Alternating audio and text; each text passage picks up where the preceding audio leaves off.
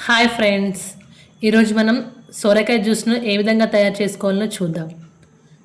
ప్రతిరోజు ఉదయాన్నే పరిగడుపున ఒక గ్లాస్ సొరకాయ జ్యూస్ తాగితే శరీరంలో ఎలాంటి అద్భుతాలు జరుగుతాయో మీకు తెలుసా?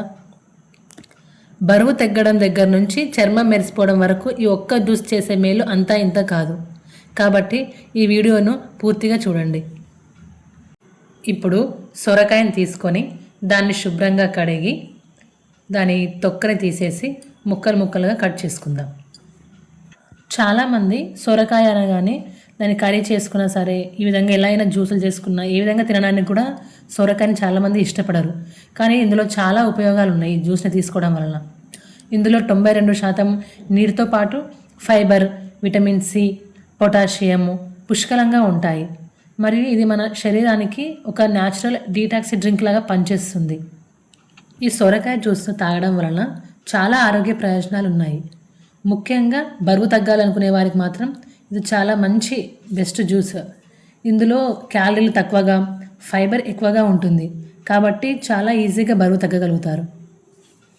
అలాగే ఈ జ్యూస్ తాగడం వలన మన కడుపు అనేది నిండినట్లుగా ఉంటుంది.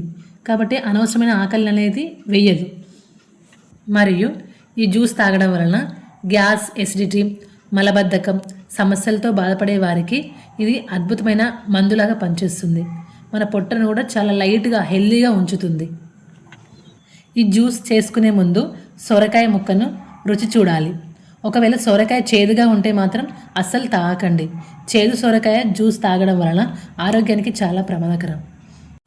ఇప్పుడు ఈ సుజాత మిక్సర్లో మనం జ్యూస్ని ఏ విధంగా తయారు చేసుకుందామో చూద్దాము.